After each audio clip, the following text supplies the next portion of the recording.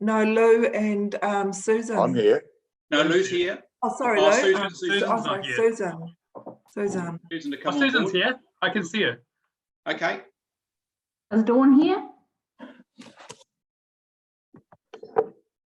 Oh, Susan's. No, Dawn's. Oh, yeah, there's Dawn. Oh, Philip. Yes. Philip. Philip's here. Hello. I saw him.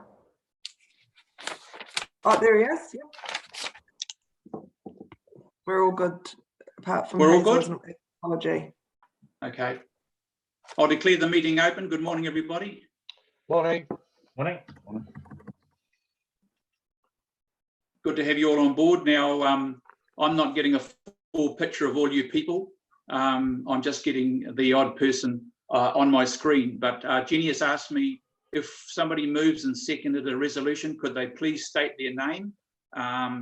It's easy for us to come back in the council meeting and find out who it was, but on here it's a bit more difficult. So, Roger, if you want to move something, please say Roger, I'll move, or something like that, and then she can record that for us. Thank you. Anything else, Jenny, that you need to know? Oh, that'd be great. Thanks for that, Graham. Okay, so we're going to the agenda. We've got the minutes of the previous meeting, curbside recycling resolution going up, confirmation of the minutes. Apologies there, one from Hazel. Yeah, Jim, I'll move. Thank you, Jim. I'll second. Thank you, Andrew. All those in favour say aye. It's carried. Disclosure of members' interest. Are there any today? No. No. Any late items anybody wishes to bring up? No. Thank you. Confirmation of the order of meeting be confirmed. A move from a seconder, please. Yep. Move. I'll second. Yeah, Bruce. Thank you. All those in favour say aye. Against, carried. Aye.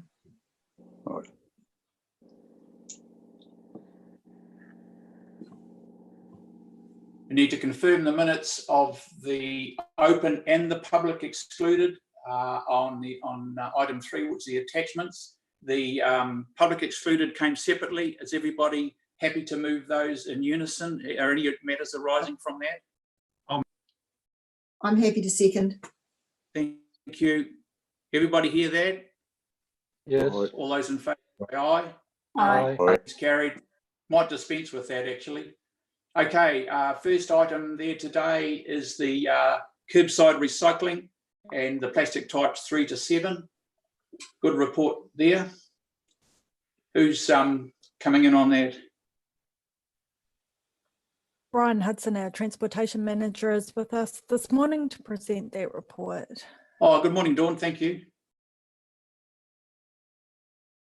Yes, good morning. I'm just finding that the beginning of that report here in the agenda. Found it.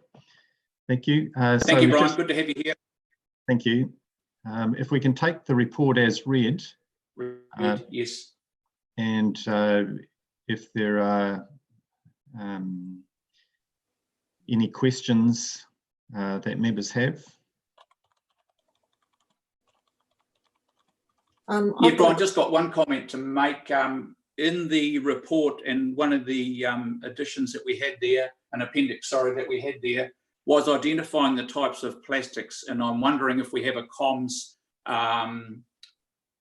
what do you call it, press or something going out, whether the types of plastics and what they affect in terms of what you can put in the bin could be fed out to the public, so there's a clear understanding. I think there'll be a lot of confusion from that after Jenny and I have been going through and looking in the bottoms of ours to see what can go and what can't go.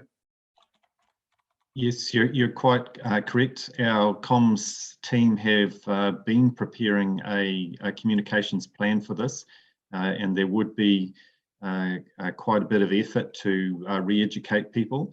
At the moment, a lot of people, I think, believe because it's plastic, it's probably recyclable. It'll probably fall into those categories, and so it goes in the bin, and we will need to educate people. And so there'll be quite a considered communications plan.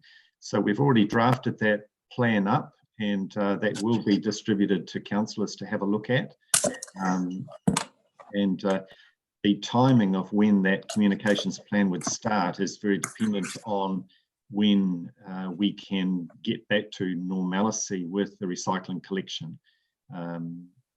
At the moment, they're not able to sort it, and so it's having to, and with a lot more contamination, there's a lot more of this mixed material that's going to landfill.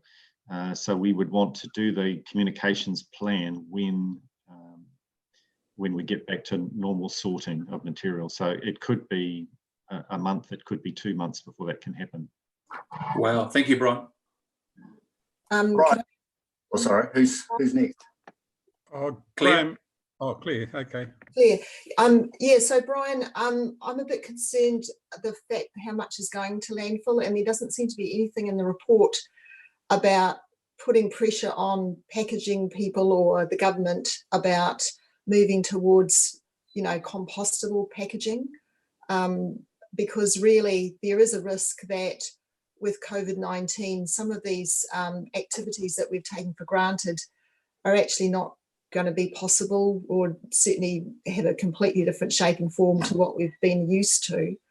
And I'm aware that, like Vizzies here in our district, they're champions for sustainability and stuff like that. I mean, is there any chance of working with them to try and find out, is there a way that we can get a step change about getting away from plastic packaging and into something that actually can be composted or certainly recycled at a much more genuine level?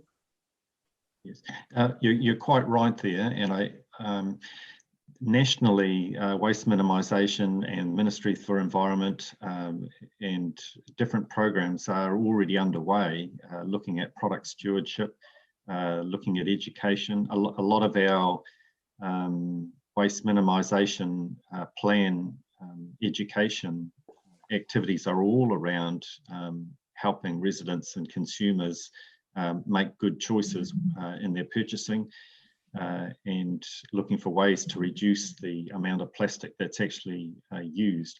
And we see this can actually happen quite successfully on a national approach, with the single-use shopping bags having been phased out in a very rapid fashion.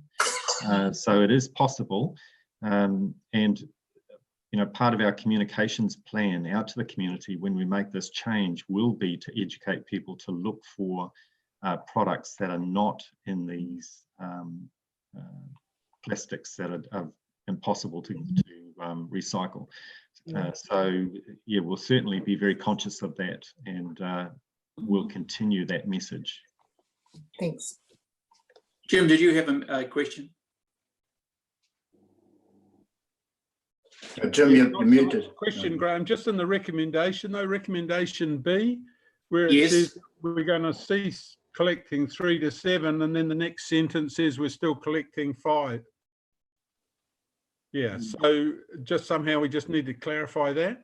Yeah, good idea. Yep. Yeah, I heard that down too. Yes. Yeah. Yeah, through the report, I guess it was just to try and keep the wording simple. Through the report, it talks about 3 to 7, and that at the moment, type 5 plastic is also not so easy to get rid of or to recycle. There are players in the market who are looking to set up machinery and operations to recycle type 5.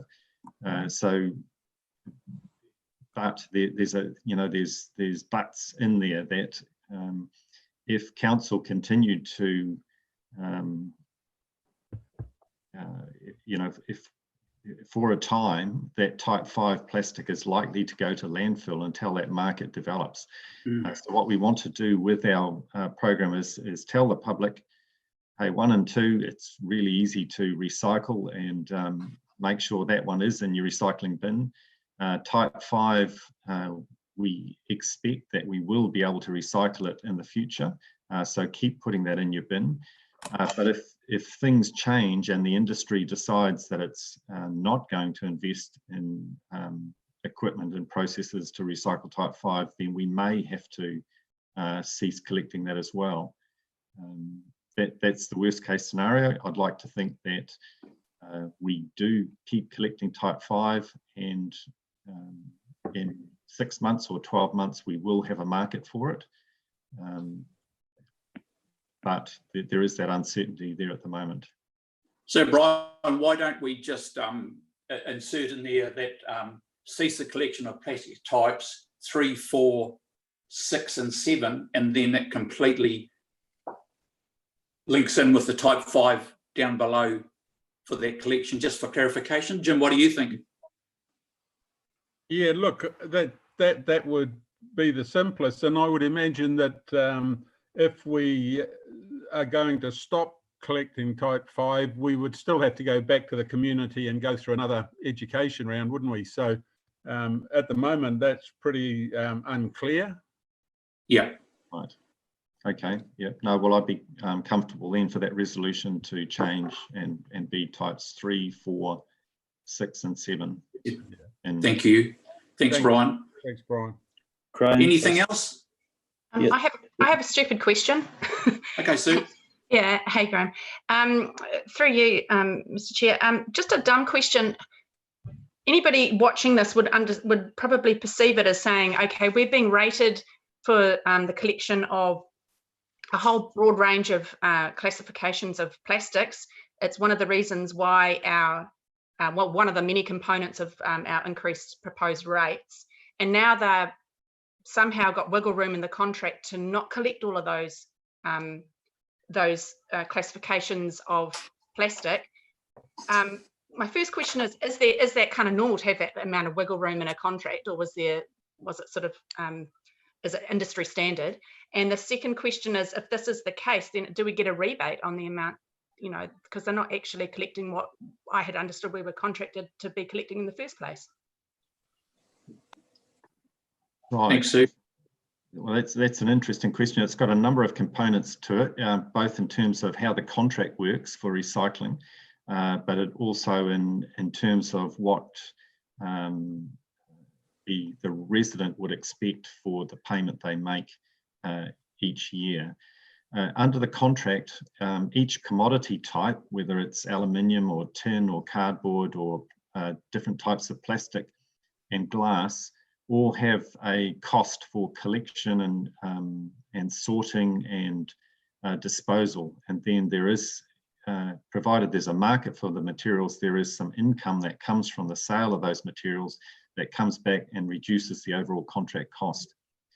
What we're finding, because of the big changes in the recycling market and China refusing to take recycling material, that the cost of disposing of materials has gone up, in that in certain circumstances for different materials, we're paying people to take the stuff away and so not getting any revenue. So we've got all of the costs of collection and sorting, but no revenue offsetting those costs.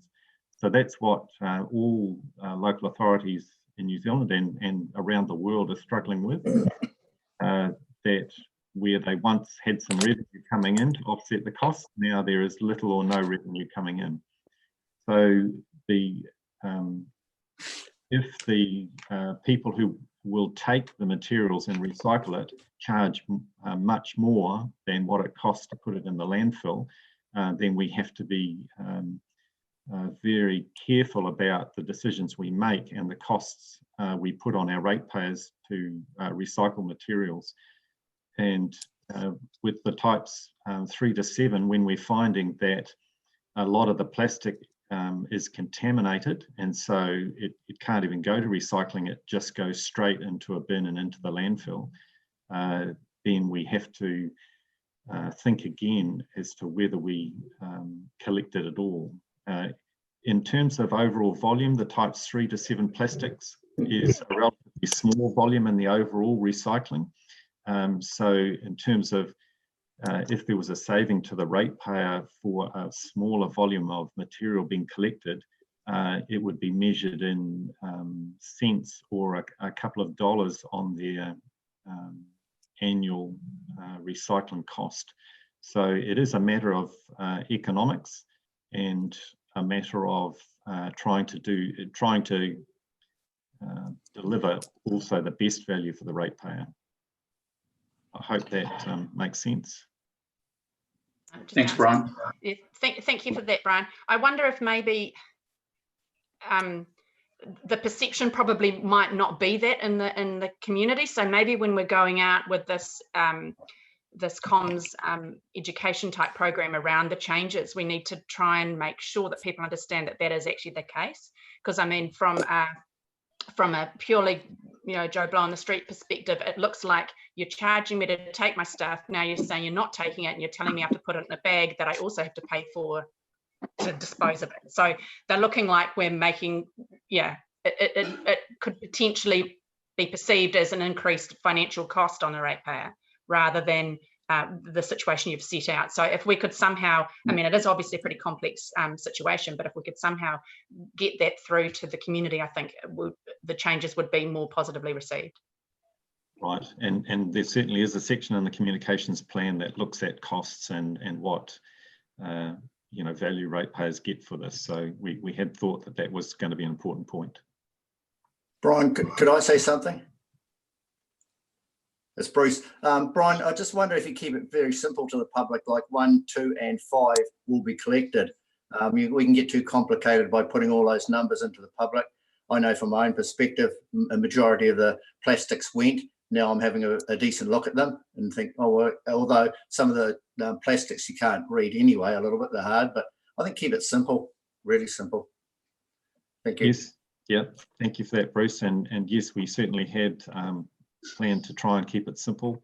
Ideas like having a flyer, having things on our website, putting a colourful sticker on the top of the recycling bin announcing the change and what plastics to put in. So we were certainly looking to make it simple. Through the chair, Graham, Mike. Yeah, go Mike. Just a couple of things. So, and just picking up on some of the points to be made here, at the end of the day, whether the recycling that's not 1, 2, and is it 1, 2, 3, and 5, or 1, 2, and 5, are still going to end up in the landfill. I mean, Joe Bloggs is going to now put it in a yellow bag, as has been alluded to. Not is it only going to be paid for, but it's going to end up in the same place that it would have if we continue doing exactly what we're doing. So I actually, apart from a PC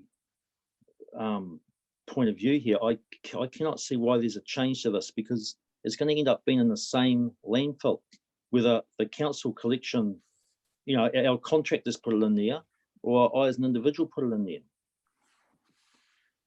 And my second point is, there at the top of page 3, it looks like to sort all those other plastics, which is over half, the cost is only $10,000 to $15,000, which to me seems a little unbelievable.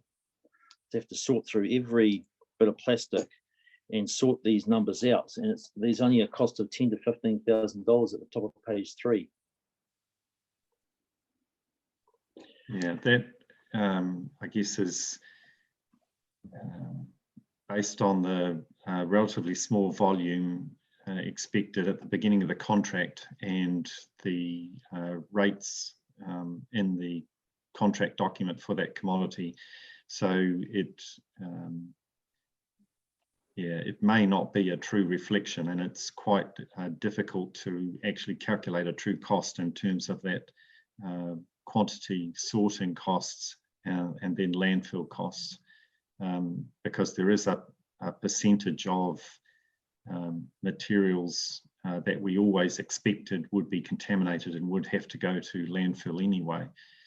So it's not so easy to make a hard and fast estimate of that value.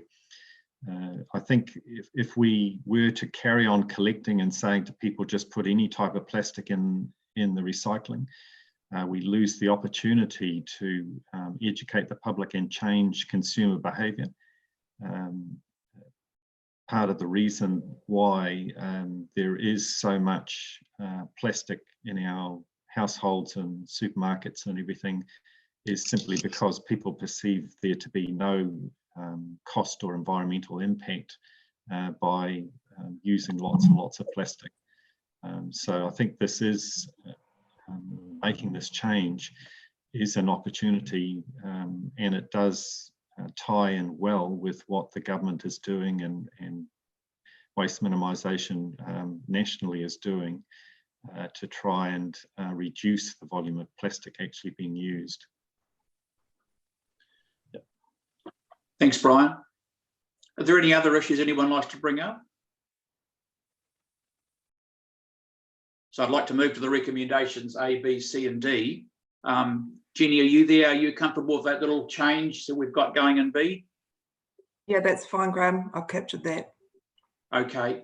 Could I have a mover and a seconder, please, that we go for the recommendation A, B, C, and D? Happy to With move, those Graham. changes. Thank you, Liz. Done. And me. Who seconded that? Me. Marcus. Oh, thanks, Marcus. All those in favour say aye. Against carried. Aye. Thank you. Next item is the review of the street cleaning services. Brian, are you still doing that as well? Yes, unless Jennifer Braithwaite is on the line. No, looks like that's me as well. Yes. You've got to clean up all the plastics, Brian, so we better do this one. Yes. So again, if I can take the report as read, and many councillors will be familiar with the Section 17A review of council services. When these types of long-running contracts come up for review, there's an obligation on council to complete this review and make sure we're still delivering the services in an appropriate fashion for our community. So a range of options are always looked at for these types of contracts, whether they should be in standalone contracts, whether they should be amalgamated with larger contracts across the council, whether they should be delivered by council staff and council owning the equipment and the and running it, or whether it could be delivered in tandem with another local authority, a neighbour, or whether we deliver it under a standalone contract, as we have traditionally done. So the options assessment there talks about the type of work done, page 2 and 3, emptying litter bins, sweeping streets, collecting leaves, cleaning bus stops, that sorts of thing. We do that because it is a core service for councils to complete this type of work. It is also subsidised by the Transport Agency, and it fits with our activity management plan that we provide clean streets. It also ties into making sure we meet our stormwater discharge consent conditions, and that we clean out catch pits and sweep streets to reduce the load of sediment that would otherwise wash into waterways from our urban areas. So those are all the reasons that we do this work. In terms of our present arrangement, so we've had, well, I guess all the time that I have worked at council, and that's over 20 years now, we have typically had a standalone type contract to provide these services. And that's because there are specialist contractors out there that do this sort of work. The sweeper trucks that you see on the roads sucking up the materials and sweeping and sucking out sumps and things are very expensive and high maintenance bits of equipment. And the workforce has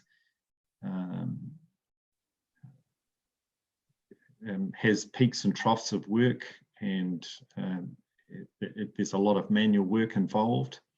And we've traditionally decided that this is better done with a contract rather than having staff and equipment buying that expensive equipment and doing it ourselves. And also because we collect Transport Agency subsidy for this activity, the Transport Agency requires, if council was to do it itself, that we would have to have a local authority trading enterprise, a separate business undertaking this work if we wanted to do it in-house. Otherwise, we have to put it out to competitive tender as per their procurement rules. So I guess that's the background to it and the reasons why we've traditionally done it the way we do it. And the recommendation of this report is that we continue to do it as we have done in the past and prepare a new contract document and go out to tender. So happy to take questions on this now. Questions for Brian? Yeah, I've got a question if I may. Roger. Thank you. Through you, Mr. Chair. Yeah, thank you, Brian. Just a question of clarification. One of the options is the shared services, and it mentions that there have been discussions with Otorohanga, and that was seen not to be a reasonable option. But it doesn't mention, are there any other of the Ts or councils within the Waikato region that are actually doing the shared services agreement, like Hamilton, Waikato? I'm not aware of any that are running a shared services contract. I know that Waikato District and Hamilton City have both set up alliance contracts, so they're long-running 10-year contracts that have basically incorporated all of their road maintenance work into one contract in each of those councils. And because of that fact, that would be very difficult for council to in a fashion break into that contract and engage them to carry out this discrete service for us. Okay, thank you. Yeah, we do obviously share some contracts though with Waikato District Council, the Transport Agency in Hamilton City, and that is in terms of the bridge management, traffic signal maintenance, and our rata contracts we share with those councils.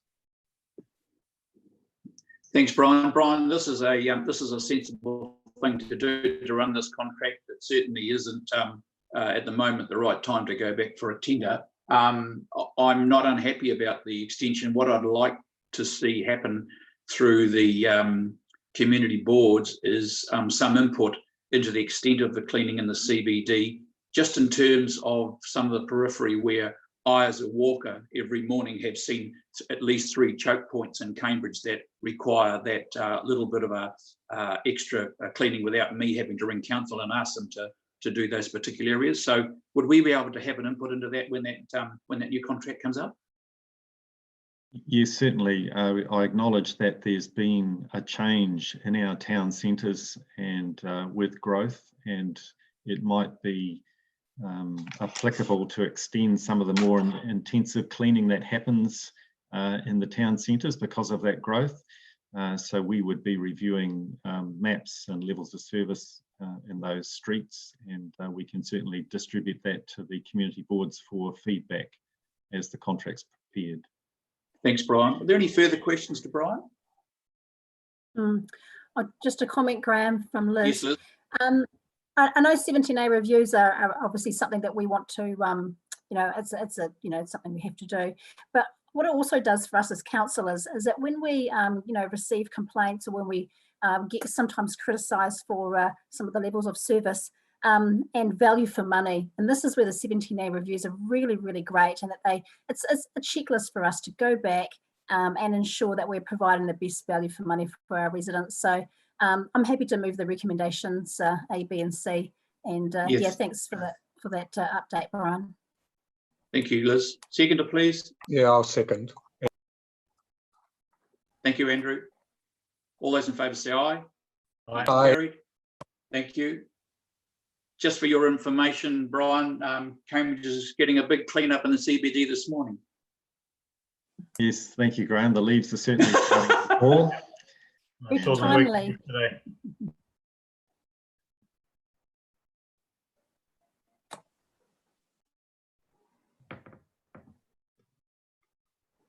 Okay, just moving to a resolution to exclude the public. And of course, we need a mover and a seconder for that to happen. I'm happy to move. Thank you, Claire. I'll second it. Is that you? Is that you, Lou? Sorry. Yeah, it's me. Thank Thanks, Graham. All those in favour say aye. Aye. Aye. Aye. Okay. Did we take a break here for a minute?